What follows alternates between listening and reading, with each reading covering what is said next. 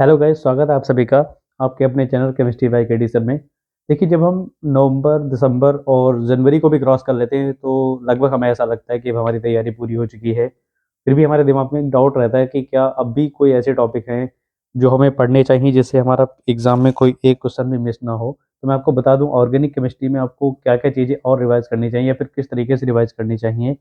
सबसे पहले आपको कंपाउंड्स के कॉमन नेम पढ़ने हैं।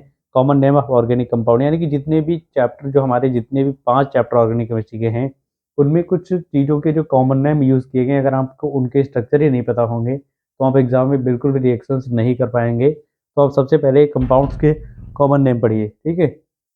उसके बाद आपको पढ़ना है, एक्चुअली जब हम कॉमन नेम पढ़ लें सारे तो उसके बाद सेकेंडली आपको पढ़ना है कैटलिस्ट फंक्शन, यानी कि कौन सा कैटलिस्ट क्या काम करता है। जैसे कि हम लोगों ने एरोपिक K2CR2O7 यूज़ किया तो वो ऑक्सीजन को जोड़ देगा, KMnO4 भी ऑक्सीजन को जोड़ेगा, LiAlH4 लाएंगे तो वो क्या करेगा, हाइड्रोजन को ऐड कर देगा। तो इस तरीके से आपको इन कैटलिस्ट जो होते हैं एरो पे यूज़ किए जाते हैं, वो कौन सा कैटलिस्ट किस फंक्शन को परफॉर्म करेगा, किस रिएक्शन में हेल्प करेगा, तो आपको ये चीज़ें पता होनी चाहिए, ठीक है।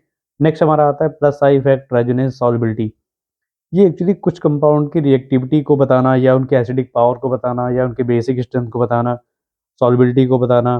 तो इन सारी चीज़ों के लिए कुछ फैक्टर्स वर्क करते हैं, जैसे कि प्लस आई इफेक्ट या minus I effect, resonance, solubility. तो सॉल्युबिलिटी जैसे कार्बन बढ़ने के साथ सॉल्युबिलिटी बढ़ेगी या घटेगी, इस टाइप के क्वेश्चन जो होते हैं आप उनको रिवाइज करिए। इनके लिए आपको इन चीज़ों को पढ़ना जरूरी होगा, पढ़ना पड़ेगा आपको। फिर आता है ये increase and decrease based question, जैसे कि 4 एसिड आपको अलग-अलग दिए जाएँगे और पूछा जाएगा इनमें से कौन-सा सबसे ज़्यादा एसिडिक और बेसिक है। या फिर कोई बेंजीन रिंग बना के दी जाए, उसमें आपको इलेक्ट्रॉन विट्रोइन ग्रुप जोड़ के दिए जा सकते हैं, उसमें आपको बताना हो सकता है कौन ज़्यादा एसिडिक है या कौन ज़्यादा बेसिक है। तो इस टाइप के क्वेश्चंस को आपको increase and decrease based question जो होते हैं, एक क्वेश्चन लगभग आपको एग्ज़ाम में ज़रूर मिलेगा, तो आपको ये पढ़ना है।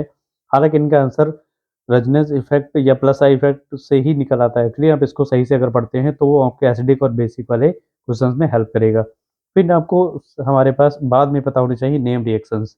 एक्चुअली हमारे सिलेबस में 44 नेम रिएक्शंस हैं क्लास 12th में, जिसमें से आपको 20 या 22 रिएक्शंस बहुत इंपॉर्टेंट है। अगर आप रिएक्शंस एक्चुअली पढ़ लेते हैं नेम रिएक्शन, तो सिर्फ आपको नेम रिएक्शन से जो रिएक्शन आती है उसमें तो हेल्प करेंगे ही करेंगे, उसके अलावा भी और सारे बहुत चीज़ें होती हैं कन्वर्जन से लेकर के, और थोड़ी बहुत चीज़ें जहाँ पर हमें नेम रिएक्शन यूज़फुल होती हैं, ठीक है?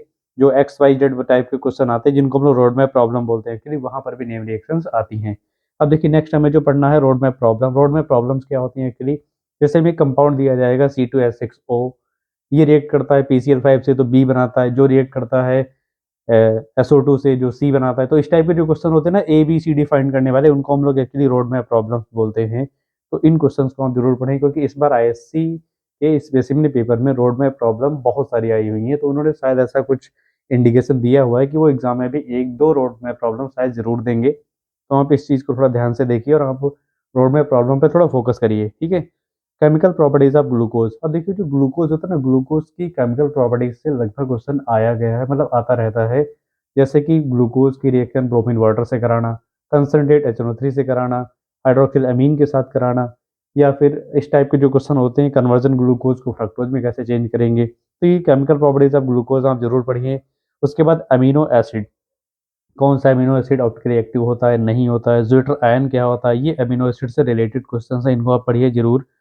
ये उसके बाद आता है हमारा विटामिन डिजीज, यानी कि किस विटामिन की कमी से कौन सा डिजीज होता है, इस पर आप जरूर फोकस करिए कि 1 नंबर का क्वेश्चन आपको यहाँ से मिलेगा। डीएनए में कौन से बेस होते हैं, आरएनए में कौन से बेस नहीं होते, बायोमोलिक्यूलर का क्वेश्चन है जो ऑब्जेक्टिव में लगभग आता रहता है। फिर हमारे आते हैं कन्वर्जन्स, उसके बाद आप कन्वर्जन्स पे ध्यान दीजिएगा। कन्वर्जन आपको मेनली अमीन और एल्डिहाइड कीटोन कार्बोक्सिलिक एसिड के करने हैं। मेनली कन्वर्जन जो आते हैं वो अमीन्स के आते हैं या फिर aldehyde ketone and carboxylic acid से आते हैं, क्योंकि अमीन में ज़्यादा कुछ आने वाला नहीं होता है तो उससे कन्वर्जन ज़्यादा बनाए जाते हैं। नेक्स्ट देखिए हमारा function of catalyst, name reaction, इन 2 चीज़ों पर आप अगर मेनली ध्यान देते हैं तो इतनी सारी चीज़ें थोड़ी सी आपके लिए आसान हो जाएंगी। ये ओवरऑल व्यू था कि आप केमिस्ट्री में अगर आपको लगता है कि सब कुछ हमने पढ़ लिया, ऑर्गेनिक केमिस्ट्री में कुछ बचा नहीं है, तो एक बार आप इन टॉपिक्स को देखिए कि आपने इन टॉपिक्स को पढ़ा है, कवर किया है, नहीं किया है। अगर नहीं किया है तो आप उनको समय से पढ़ें। तो आज इस वीडियो में बस इतना ही। उम्मीद है आपको इस वीडियो से थोड़ी सी हेल्प ज़रूर मिलेगी। मिलते हैं आपको नेक्स्ट वीडियो में। आज के लिए धन्यवाद।